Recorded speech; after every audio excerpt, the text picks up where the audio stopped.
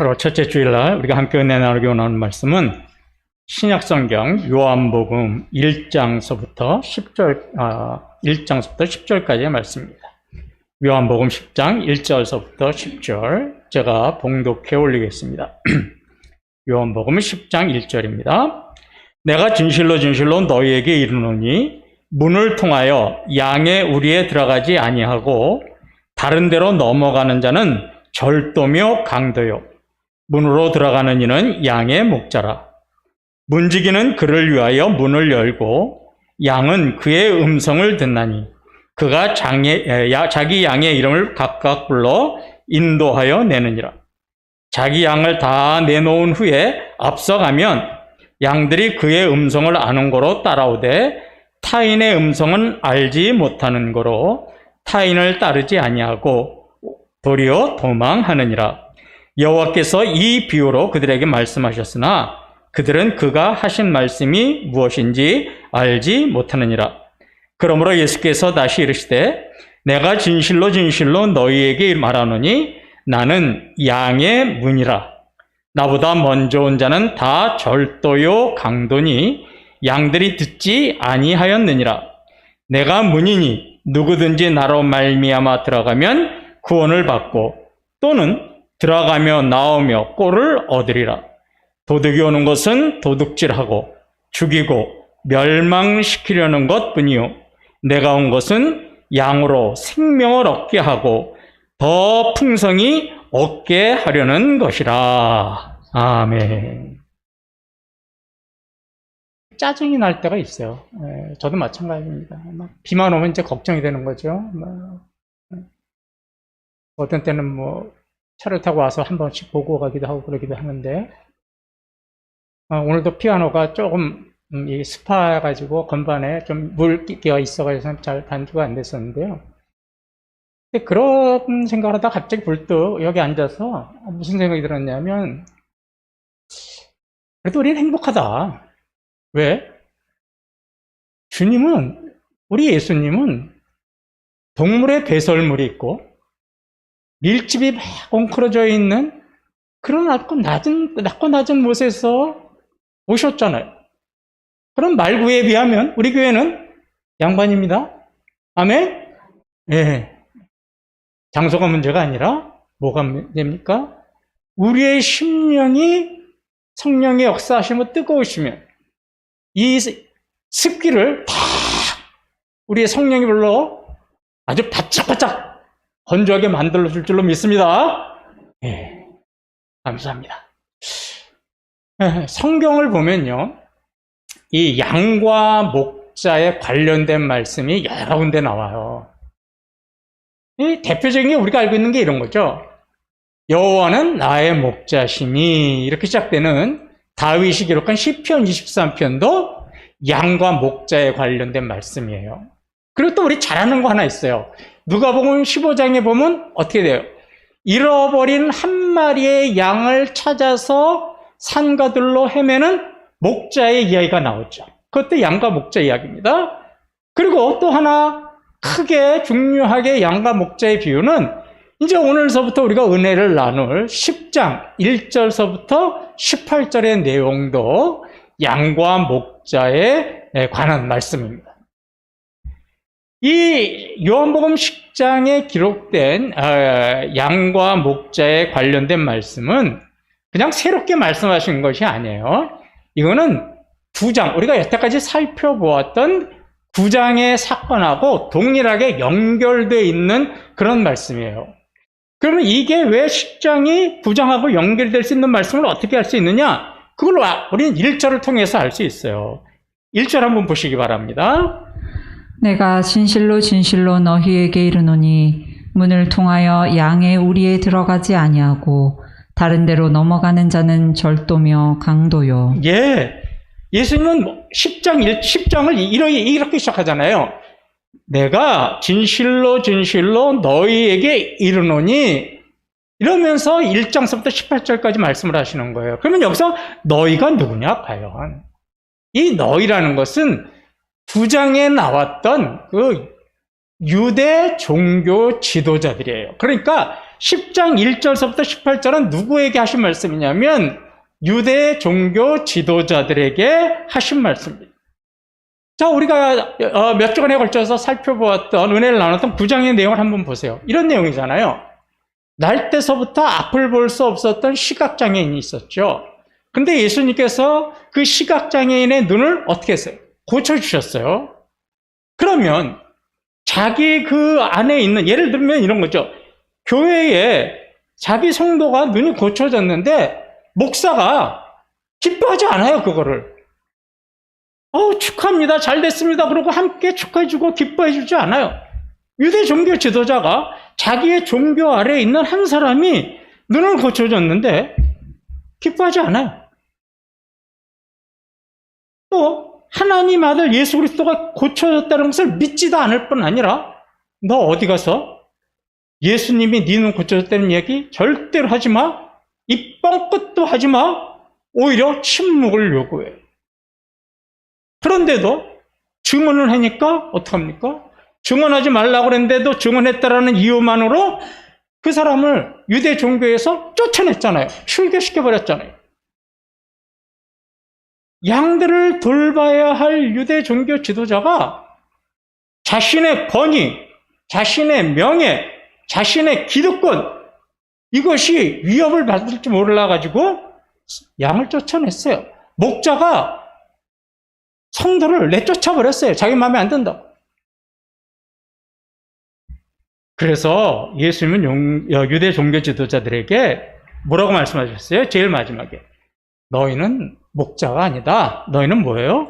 양을 훔쳐가는 절도며 강도자다. 이렇게 말씀을 하신 겁니다.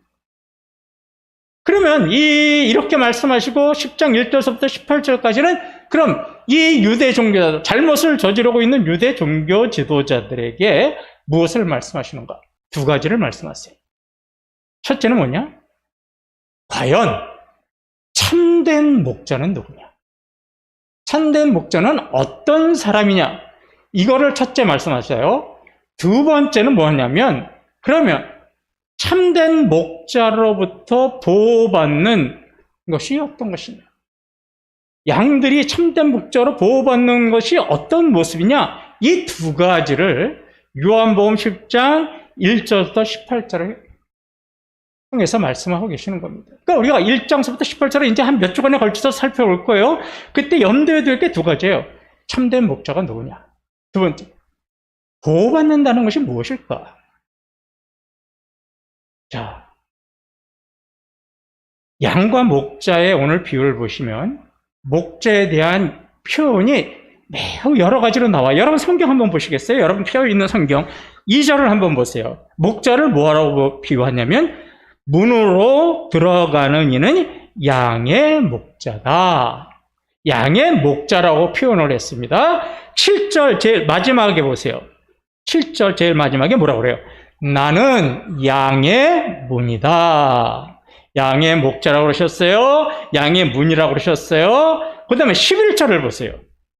나는 선한 목자다. 또 12절을 보세요. 삭구는 목자가 아니다. 이처럼 10장 1절부터 18절에는 목자에 대한 표현이 아주 다양하게 나옵니다. 그런데 이렇게 여러 가지로 표현한 이 표현을 왜 이렇게 표현하셨을까? 이거를 아시려면 먼저 당시에 이스라엘 사람들이 어떻게 살았는가를 아셔야만 예수님이 이스라엘 사람들이 이렇게 살았기 때문에 이런 표현을 쓰셨구나 이걸 알 수가 있어요. 자, 지금부터 잠시 동안 당시 이스라엘 사람들의 모습을 좀 소개시켜 드릴게요. 당시에 이스라엘 백성들의 대부분의 이스라엘 가정에서는요, 양을 키웠어요. 그래서 주로 이제 이스라엘 백성들은 이제 목축을 주로 이제 생계로 유지했는데 왜 양을 키웠을까? 첫째는 고기를 얻을 수 있는 거죠. 양고기. 아시어요? 양고기. 그 다음에 고기를 얻어요. 또 양의 털로는 겨울에 뭐를 만드냐면 옷을 만들어요. 그래서 자급자족의 사회니까 고기도 얻고 양의 털을 통해서 옷을 만들려고 각 가정에서는 다 기본적으로 10마리 이상씩은 다 키웠대요. 자, 그럼 이제 양을 키우는 이제 사람들은 아침이 되면 어떻게 되는 거예요? 일과가 양들을 이끌고 어디로 가요? 초원으로 가요. 그래서 거기다가 양들을 이제 이렇게 풀어놓죠. 풀어놓으면서 그들이 거기서 잘 풀도 뜯어먹고 물도 마시고 잘 이제 먹게 한 다음에 저녁이 되면 그 양들을 데리고 이제 집으로 다시 돌아오죠. 그런데요, 잘 사는 사람은 자기네 집에 양을 가둬놓을 수 있는 우리가 있어요, 우리가. 양을 가둬놓은 개인용 우리가 있는 거죠. 그런데 대부분의 이스라엘 사람들은 가난했기 때문에 자기만의 이 양을 가둬둘 수 있는 우리를 만들 여유가 없었어요. 그러다가 보니까 어떻게 했냐면 마을 사람들이 힘을 합해가지고 공동 우리를 줘요. 그러니까 자기네들의 양을 한꺼번에 몰아놓을 수 있는 공동 우리를 만들어요. 다음에다가 돌을 차곡차곡 싸가지고 공동 우리를 만들어 놓고 그 안에다가 자기네 양들을 다 이제 밤에는 거기다가 가둬두고 양이 거기서 이제 지낼 수 있도록 하는 거죠. 그런데 아침에서부터 하루 종일 양을 돌봤는데 또 밤에도 양을 돌볼 수가 없잖아요. 그러니까 어떻게 했냐면 마을 사람들은요, 이 공동 우리를 만들어 놓고 밤새도록 공동 우리에서 양들을 지킬 수 있는 목자를 한 사람을 돈을 주고 고용을 해요. 그러면 이 돈을 주고 고용한 목자는 밤새도록 뭐 하는 거예요? 공동 우리 안에 있는 그 양들을 지키는 거죠. 자, 제가 지금까지 드린 말씀을 사진으로 한 장 보겠습니다. 이 바로 이거예요. 이처럼 이게 공동우리입니다. 공동우리. 이처럼 돌을 높이 쌓아서 양들이 튀어넘어가지도 못하고 하고 또 사나운 짐승들이나 이런 것들이 넘어오지도 못하도록 해요. 자, 그리고 문이 하나가 있죠. 그리고 그 문에 앉아있는 사람. 이 사람이 누구냐? 바로 동네 사람들로부터 고용을 받은 그런 문지기, 목자입니다. 자, 이 목자는 지금 그림에서 보는 것처럼 양을 보호하기 위해서요, 밤새도록 이 문 앞에서 이렇게 앉아있거나 누워있어요. 절대로 문을 떠나지 않습니다. 그런데 문제가 뭐냐면 중동 지방은 밤이 되면 되게 춥다라는 거예요. 엄청나게 추워요. 그럼에도 춥다고 해서 이 양을 떠나지 않습니다. 잠시도 그 문을 떠나지 않고 자기에게 맡겨진 양들을 지켜요. 자, 이런 게 당시 이스라엘의 생활 모습이었어요. 그래서 이런 모습을 가지고 예수님은 7절에서 뭐라고 그런 거예요? 나는 그림에서 보는 것처럼 양의 문이다, 이렇게 이야기했습니다. 즉 양들의 문이 되어서 나는 양들을 지키는 목자다, 이렇게 말씀하신 겁니다. 이게 생활 때문에 전혀 이스라엘 사람들이 모르는 이야기를 한 게 아니라 그들의 생활에서 이렇게 비유를 갖고 오신 거예요, 예수님이.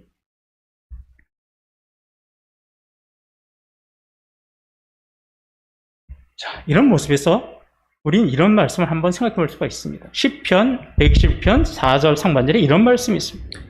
이스라엘을 지키시는 이는 졸지도 아니하시고 주무시지도 아니하시리로다. 여호와는 너를 지키시는 이시라. 아멘. 목자가 한순간도 춥다고 해서 떠나지 않고 양을 지키는 것처럼 주님은 우리 곁을 한순간도 떠나지 않고 우리를 지키시는 분입니다. 그래서 우리가 안전한 삶을 사는 좋은 비결이 뭐냐? 주의 울타리 안에서 살아가는 거예요. 주님의 울타리 안에서, 주의 날개 아래서, 주의 품 안에서 우리가 살아가기만 하면 우리는 이 거칠고 험한 세상에서도 우리는 안전하게 살 수 있는 겁니다. 자, 이제 밤새도록 양을 지키기 위해서 마을 사람들에게 돈을 받고 고용된 목자를 우리는 뭐라고 부르냐면 아까 11절에 나오듯이 삭군 목자다 그래요. 삭이라는 게 임금이잖아요. 그죠? 그러니까 돈을 받고 고용돼서 일하는 목자다. 그래서 삭군 목자라고 그런 거예요. 이 사건 목자가 하는 일이 아까 말씀드렸지 뭐냐면 밤새도록 야간 근무하는 거예요. 야간 근무. 밤새도록 그 맡겨진 양들을 잘 지킵니다. 근데요, 우리가 보통 사건 목자라 그러면 우리 생각나는 게 어때요? 좋은 이미지예요? 부정적인 이미지예요? 찬양대. 사건 목자 그러면 좋아요? 기분이 좋은 이미지예요? 나쁜 이미지예요? 그죠? 그런데요, 우리는 한 면만 보고 있는 거예요. 사건 목자는 그렇게 나쁜 사람이 아니에요. 왜 사건 목자를 우리는 부정적인 이미지를 갖고 있을까? 예, 조금 이따 말씀드리겠지만 우리는 한 가지 단면만 봐서 그래요. 대부분의 고용받은 목자들은요, 정말로 충실하게 일을 했어요. 이제 제가 왜 우리가 나쁜 이미지를 갖고 있는지를 설명해 드릴게요. 당시에요, 양을 맡긴 주인들이 사건 목자를 이렇게 고용을 하잖아요. 그럴 때 이제 계약서를 하나 써요. 뭐 이렇게 쓰는 게 아니라 서로 간에 의사가 소통되는 게 딱 하나 있어요. 이걸 뭐라고 그러냐? 불분율. 절대적인 원칙이 하나가 있어서 이거 잘 들으셔야 돼요. 이걸. 그래야 사건 목자의 개념을 알아요. 무슨 원칙이 있었느냐? 이런 걸 하는 거예요. 네가 밤에 이제 이 자리를 떠나지 말고 양을 지키는데 혹시라도 강도나 절도가 떼거리로 오거나 사나운 들짐승인 늑대나 또 이리들이 떼거리로 와서 너 혼자의 힘으로는 도저히 그들을 감당할 수 없고 그들의 힘으로 이겨낼 수 없고 양들을 보호할 수 없을 때는 그때는 도망가라. 도망가도 된다. 이런 계약상에 하나의 중요한 원칙이 있었어요. 그게 왜 이런 원칙이 생겼냐면 양의 목숨보다는 뭐가 더 중요한 거예요? 사람의 목숨이 더 중요한 거예요. 그래서 자기 힘으로 한두 마리가 오고 강도 한두 명이 왔을 때는 싸워서 물려내지만 막 떼거리로 왔을 때는 자기 힘으로 싸우다가 안 될 때는 어떻게 되는 거예요? 도망가도 돼요. 사건 목자니까. 그러면 이때 자기가 그 적들을 이겨내지 못해서 도망갔다고 해서 책임을 다 감당하지 않아요. 책임을 물을 수가 없어요, 주인들은. 그리고 너 도망가서 내 양들이 많이 죽었으니까 너 여기에 대해서 배상해. 이렇게 할 수도 없어요. 이게 당시에 사건 목자를 고용할 때의 철저한 원칙이었습니다. 자, 그러면 이제 사건 목자하고 10절에 보시면 우리 예수님은 뭐라고 그랬어요? 11절에. 나는 선한 목자와 사건 목자가 대조가 되는 거예요. 그럼 왜 사건 목자를 우리가 부정적인 이미지를 갖고 있느냐? 예수님은 선한 목자라는 것을 너무 강조하다 보니까 사건 목자는 오히려 뭐가 된 거예요? 부정적인 이미지를 가지게 된 거예요. 이게 무슨 다 사기꾼들이 아니에요, 사건 목자가. 자, 보세요. 사건 목자는 자신의 목숨이 위태로울 때는 어떻게 해요? 양들을 포기해요. 근데 선한 목자 되신 예수님은 자기의 목숨을 스스로 어떻게 하셨어요? 내놓으셨어요. 그죠? 이게 대조가 되는 거예요. 선한 목자 되신 예수님은 저와 양들보다도 못한 저와 여러분을 위해서 십자가에 자신의 목숨을 그냥 내놓으셨어요. 그렇기 때문에 선한 목자고 사건 목자는 위기의 순간에는 도망가기 때문에 이렇게 대조가 된 겁니다. 선한 목자를 너무 강조하다 보니까 사건 목자의 이미지가 부정적인 이미지가 생긴 거예요.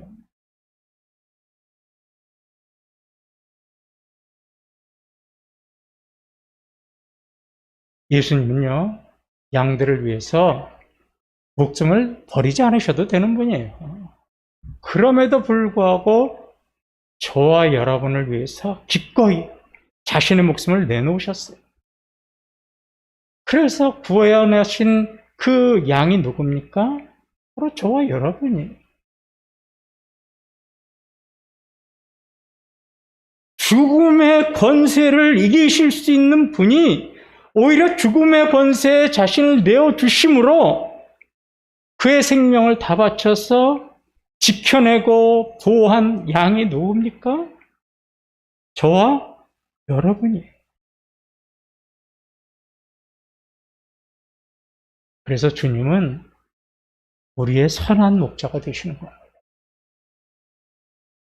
자, 이제 밤이 지나고 아침이 되면 이제 양의 주인들이 다시 이제 공동우리로 와요. 그래서 누구한테 인계를 받냐면 밤새도록 그 공동우리에서 양을 지켰던 이 사꾼 목자로부터 자신의 양을 인계받습니다. 목자는 이제 문으로 들어오죠. 그래서 자기 양을 불러요. 그러면 마을에 수많은 양들이 섞여 있는 가운데서도 신기하게도 주인이 소리를 내면 양들은 그 주인의 소리를 알아요. 이게 제가 다음 주에 여기에 대해서 좀 집중적으로 좀 말씀을 드릴 거예요. 당시에 왜 양들이 주인의 목소리를 알아들 수 있을까? 그거에 대해서 말씀을 좀 나눌 거예요, 다음 주에는. 자, 그런데 그러면 이제 다시 주인의 목소리를 듣고 양들이 자기 주인을 따라서 그 양들만 쭉 나와. 그래서 그 문을 통과해서 나와서 또 어디로 가요? 푸른 초장으로 갔죠. 잔잔한 시내가 가서 또 역시 마찬가지로 맛있는 꿀을 먹어요. 이게 이스라엘 사람들의 모습이었습니다. 이런 시대상, 이런 이스라엘의 모습을 가지고 예수님은 10장 1절부터 18절에서 목자에 대해서 다양하게 표현하신 거예요. 그래서 2절에서는 나는 양의 목자다. 7절에서는 나는 양의 문이다. 그런 거예요. 근데 오해하지 마세요. 양의 문, 그러면 차문, 이런 그런 뜻이 아니에요. 양의 문이라는 것은 그런 뜻이 아니에요. 이걸 영어로 해석해야 정확하게 돼요. 제가 영어 하나만 쓰겠습니다. 양의 문이 영어 성경에 어떻게 되어 있냐면 gate for the sheep 이렇게 써 있어요. gate가 뭐냐면 문이에요. 문. for 누구누구를 위해 the sheep, sheep이 양이에요. 양을 위한 문이라는 거예요. 양의 문은 정확하게 표현하면 양들을 위해서 만들어 놓은 문이다 그런 뜻입니다. 양이 들어갈 수 있도록 양들만을 위해서 만들어 놓은 문이 양의 문이라는 뜻입니다. 그러면 왜 예수님은 자신을 나는 양들을 위해서 만들어 온 문이다라고 말씀하셨을까요? 9절에 그 답이 나와요. 내가 문이니 누구든지 나로 말미암아 들어가면 구원을 받고 또는 들어가며 나오며 꼴을 얻으리라. 예, 예수님이 양들이 들어가서 안전하게 살 수 있도록, 지낼 수 있도록, 밤을 지낼 수 있도록 만들어 놓은 문이라는 거예요. 그래서 그 문을 들어가면 누구든지 양들은 안전해요. 예수님은 세상 사람들을 구원하시기 위해서 스스로 자신의 목숨을 내놓으시면서 구원의 문이 되신 겁니다. 그래서 누구든지요, 예수님이 만들어 놓은 구원의 문, 거기를 통과하면 우리는 구원을 얻고 천국 백성으로 보호받고 안전한 삶을 살 수 있는 겁니다. 그런데 아까 우리가 그림에서 봤듯이 양이 들어가는 문은 딱 하나입니다. 유일하게 하나입니다. 여러분, 구원도 마찬가지예요. 구원도 우리 예수님이 유일한 구원의 문이에요. 그래서 예수님이 우리가 잘 알다시피 요한복음 14장 6절에서 뭐라고 말씀하셨어요? 예수께서 이르시되 내가 곧 길이요 진리요 생명이니 나로 말미암지 않고는 아버지께로 올 자가 없느니라. 예, 여러분, 예수님은 하나님 아버지께로 가는 여러 가지 갈래길 중에 하나가 아니에요. 석가모니를 통해서도 구원받고 마음의 틀을 통해서도 구원받고 남호랭교를 통해서도 구원받고 이러는 생명으로 가는 여러 가지 길 중에 하나가 아닙니다. 그래서 젊은이들이 기독교는 독불장군이다, 타협을 모른다 그러는데 이거는 타협할 수 없는 거예요. 어떻게 이걸 타협을 해요? 여러 갈래길이 아닌데 젊은이들이 기독교를 욕하고 기독교 손가락질 하더라도 우리가 절대로 양보할 수 없는 건 이거죠. 예수님은 구원으로 가는 유일한 길이고 유일한 진리고 유일한 생명입니다. 그래서 강도와 절도는 그 문으로 들어갈 수 없기 때문에 어떻게 한다고 그랬어요? 담을 넘어가는 거예요.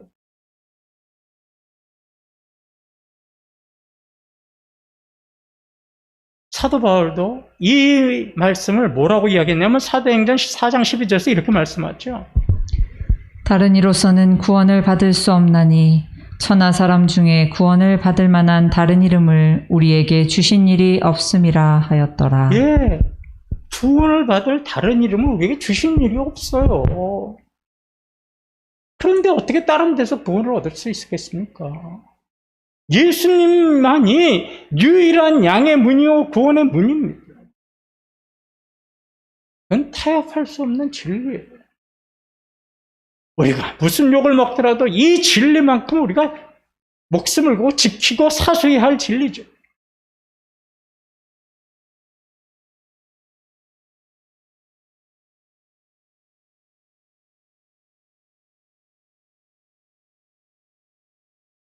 여러분, 구절을 다시 한 번만 보겠습니다. 다시 한 번 읽어주실래요? 내가 문이니 누구든지 나로 말미암아 들어가면 구원을 받고 또는 들어가며 나오며 꼴을 얻으리라. 구절이 제일 중요합니다. 잘 보세요. 내가 문이니 나는 구원의 문입니다. 그래서 누구든지 나로 말미암아 나를 통과해서 나를 밟고서 이런 뜻이에요. 나를 밟고서 들어가면 무엇을 받아요? 구원을 받고 또는 들어가며 나오며 꼴을 얻으리라. 그러니까 10장 9절은 구원의 문제만을 말씀하신 게 아니에요. 구원받은 후에는 들어가며 나오며 꼴도 얻습니다. 구원 후에 우리가 어떤 삶을 살 수 있는가 하는 것까지 말씀하신 거예요. 근데 여러분, 한번 여쭤볼게요. 10장 9절에서 좀 낯설은 단어가 하나 딱 나옵니다. 찾아보시겠어요? 어떤 단어일까요? 네? 뭐요? 또는? 아니에요? 답이 나왔어요. 또는이라는 단어예요. 또는. 이게요, 개역개정이 굉장히 잘못된 해석이에요. 우리 또는이라는 단어는 어땠어요? 안지사님, 오늘 점심에 짜장 먹을래요? 또는 짬뽕 먹을래요? 짬뽕. 또는이라는 단어는 어느 때 쓰는 거예요? 둘 중에 하나를 택할 때. 그러면 그대로 해석해보면 너 구원을 받든지 아니면 들어가면 나오면 꼴 받든지 둘 중에 하나 선택해야 돼? 이런 뜻이 되는 거예요, 이게. 이게 굉장히 잘못된 번역입니다, 이거. 그래서 히브리어 원문에는요, 뭐라고 되어 있냐면 또는이 아니에요. 그리고예요, 그리고. and now. 그러니까 뭐야? 구원을 여러분, 양의 문이 되신 나를 통해서 여러분들이 들어오면 여러분은 구원을 받습니다. 그리고 나서 여러분들의 삶은 들어오며 나오며 내가 듣는 꼴을 먹고 여러분들은 성장할 수가 있는 겁니다. 이런 뜻이 되는 거예요, 이게. 그러면 들어가며 나오며 꼴을 얻는 게 무슨 말일까? 그 말씀은 예수님은 10절에서 이렇게 말씀하셨어요. 죄송합니다. 예.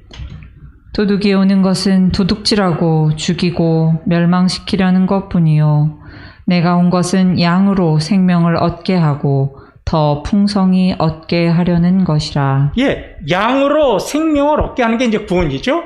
그 다음에 구원받은 다음에는 당신의 삶을 더 풍성히 얻게 하는 것입니다. 이런 뜻이에요.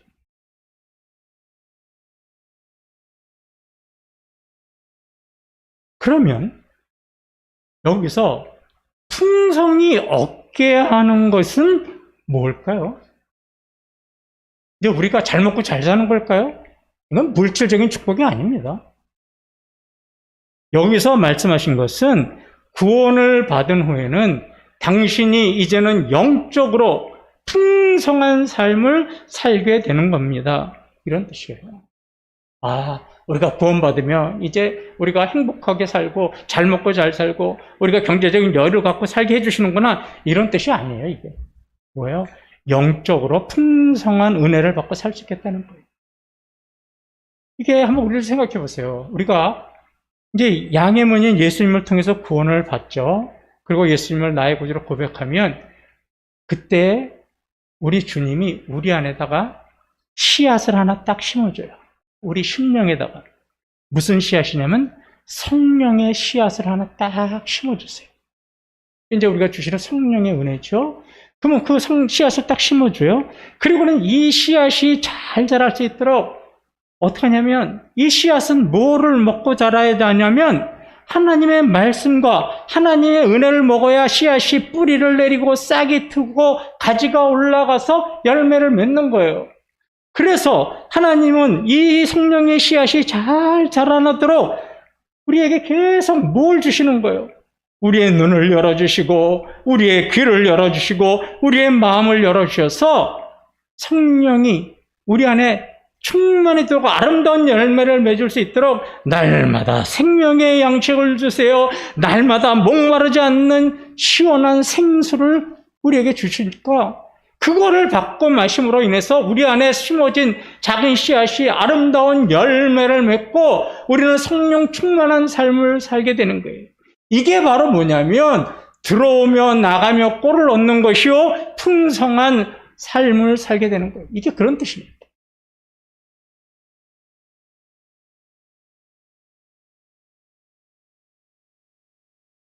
말씀 마치죠.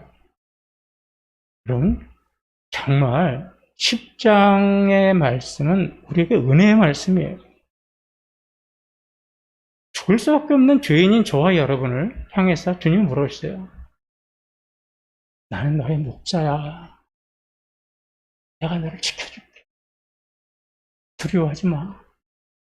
나의 지팡이와 막대기로 너를 지켜줄게. 이렇게 말씀하신 것도 우리는 감당할 수 없는 은혜인데 거기다 또 뭐라고 말씀하셨어요? 나는 너의 인생의 문이야. 너의 인생은 양의 문이 된 나를 통과해서 구원을 받고 그 외에는 풍성한 인생을 살아갈 수 있도록 나는 너를 도와줄 수 있어. 이렇게 말씀하셨어요.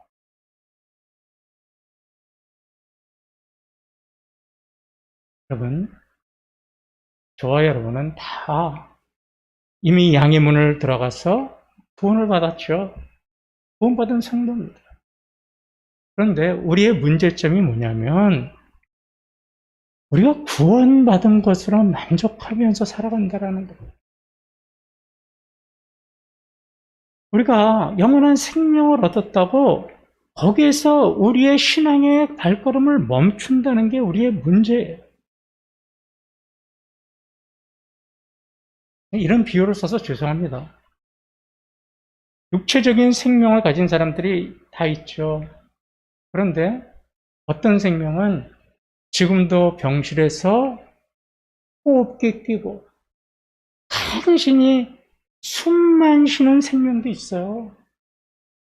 어떤 생명은 젊은이 같이 팔팔팔팔 끓어오르고 생명력이 넘치고 지치지 않고 힘이 넘쳐나는 생명도 있어요. 똑같이 사는 겁니까? 영적인 생명도 마찬가지입니다, 여러분. 하나님 우리에게 영원한 생명을 주셨는데 그 영원한 생명을 내가 생명의 양식과 생명의 물로 내가 키우지 못하니까 어떤 영원한 생명이냐면 주일만 교회에 오는 생명도 있어요. 구원받았죠. 근데 주일만 교회에 와서 그것으로 만족하는 생명이 있어요. 반면에 어떤 생명은 날마다 주님을 경배하고 날마다 자신의 죄를 회개하고 날마다 자신이 주님 앞에서 겸손해지고 날마다 주님을 높이고 날마다 주님을 영화롭게 하는 생명도 있어요. 어떤 생명으로 사실 겁니까? 간신히 호흡기에 달려가지고 숨만 쉬어나가는 그런 생명으로 믿으시겠습니까, 여러분? 난 주일날 나왔으니까 내 모든 생명은 살아있어. 이런 생명으로 사실 겁니까? 내 안에서 성령의 역사심으로 말미암아 생명이 살아서 역동적으로 넘쳐나고 날마다 주님의 은혜를 생각할 때마다 눈물이 나고 날마다 주님 앞에서 나의 교만함을 낮추고 겸손하는 주님만 영광 받아주시옵소서. 나는 아무것도 아닙니다. 주여, 나는 죄인이로소이다. 이사야가 부정하다, 부정하다, 나의 입술이여 고백한 것처럼 날마다 자인이 죄인임을 고백하면서 주님을 높이는 생명으로 사실 겁니다.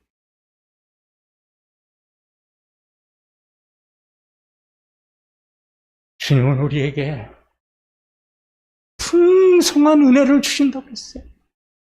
풍성한 생명을 얻게 해주신다고 그랬습니다. 이번 한 주간도 하나님께는 그저 숨만 쉬는 구원받은 성도로서의 삶이 아니라 거룩하시고 위대하신 주님 앞에 주여, 나는 죄인으로서이다. 내 손에 피가 묻어있고 내 마음에 교만함이 가득 차있고 주여, 나는 죄인으로서이다. 주여, 내 죄를 용서하소서. 이제 주님만 높이기 원합니다. 주님만 영화롭게 살기 원합니다. 이런 심령으로 살아가시는 풍성한 생명을 가지고 그 은혜를 누리며 살아가시는 우리 이태원교회 성도님들 되시기를 주님의 이름으로 간절히 축원합니다. 우리 다 같이 일어나셔서